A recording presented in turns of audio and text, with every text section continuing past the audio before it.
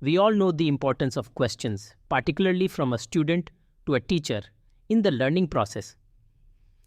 I was baffled by the number and type of question asked in the Upanishads by the student seekers. Yes, most of the questions make room for further questions. This brief presentation exposes some of the questions encountered in the Upanishad. All these questions were randomly picked up to create awareness for students like me.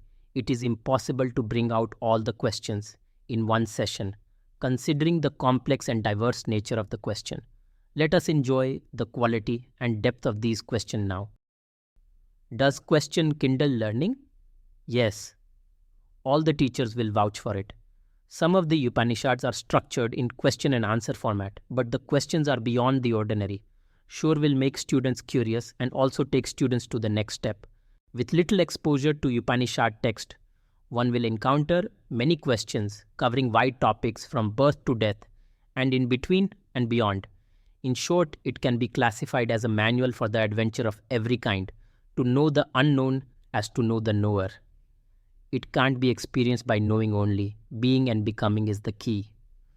Wish everyone gets an opportunity to walk the unknown path to know the knower. As the first baby step, let us enjoy the beauty and splendor of some of the questions. A word of caution. To understand what can be expected is essential to read this. Hundreds of questions. Upanishad uses the powerful tool of questions and covers the entire spectrum of ignorance. But as a novice or as a student, questions will open up a whole new world of knowing and leading to a new horizon. The Upanishad does not claim to define or explain every aspect in detail. At its best, indicates the line of thinking and shows the paths, which when the student pursues independently, with the mind and intellect prepared, with the student's qualification in place to experience the true knowledge or the truth absolute. The first question from Muktikopanishad. It is listed as 108 in the list of 108 Upanishads listed. The student here is Hanumanji, and the question is addressed to Lord Rama, the teacher. By which I may attain freedom from the worldly life? Please tell me that knowledge to attain liberation. May be one of the most important questions addressed. We will see more of this Upanishad at a later date. I am sure the listeners will reflect on this question. This is from the famous story of Nachiketa, Katha Upanishad, listed as third among the 108. The Katha Upanishad brings this question, is asked in a highly unusual situation. The student is a young boy and the teacher is the Lord of Death. Questions connected with the third boon. No one can afford to miss this. When a person is dead, some say he exists and some say he does not. This I would like to know. Prasana Upanishad, the Upanishad full of questions. There are 6 main questions, and some of them lead to further investigation. It does not give a straight answer as expected by a student, but leads to the goal. Interesting indeed. Lot to reflect on, even before listening or reading the Upanishad text. How did life begin? What is a living being? What is the nature of man and how it is so? What establishes man? What is meditation and why meditate? What is immortal man? Prasana Upanishad continues. The third question. Not all the questions are brought out in this video. From whom is life born? When born, how does it come to the body? When it created the body, how does it abide? How does it go out of the body? How does life interface in relation with nature or senses? How does life interface with self? This sample question is from Kena Upanishad. Definitely a question to ponder. A question on day-to-day activity. A question to ponder. The disciple asked, Om, by whose will directed does the mind proceed to its objects? At whose command does the prana, the foremost, do its duty? At whose will do men utter speech? Who is the God that directs the eyes and ears? Unusual background. A question from wife to husband, when the husband indicates his intention to leave the family. Venerable Sir, if indeed the whole earth full of wealth belonged to me, would I be immortal through that? One more profound question from Brihadaranyaka Upanishad.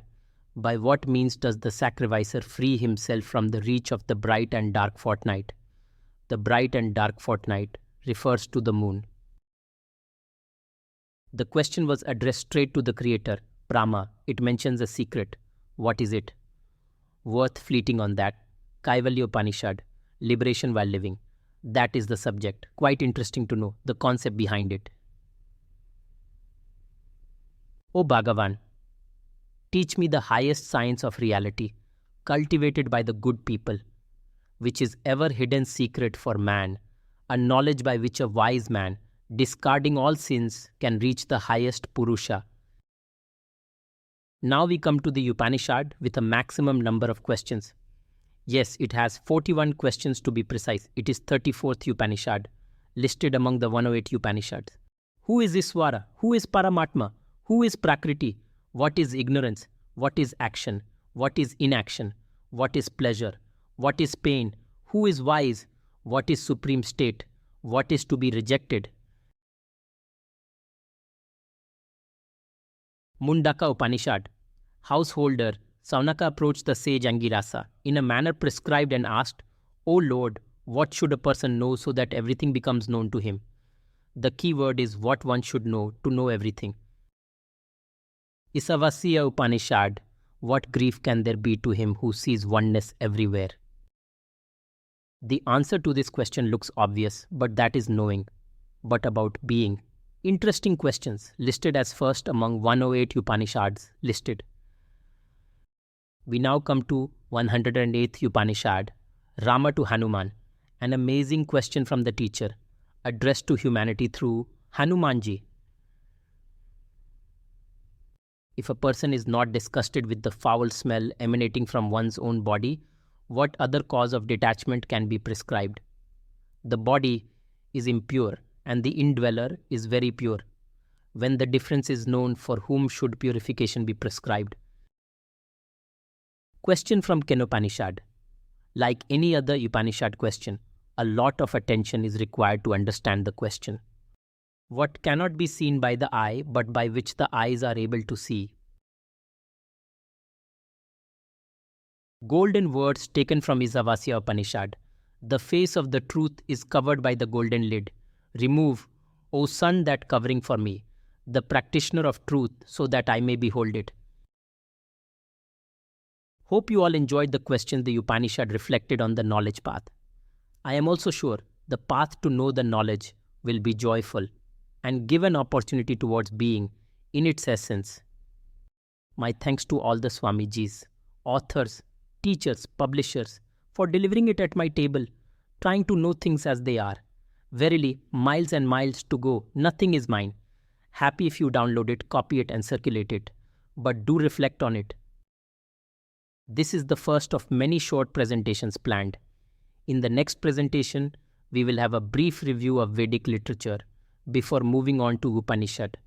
Why this presentation? I am a student. Why not support other students who are in similar circumstances with what little I know? Thanks for listening. Do remember to reflect on the questions.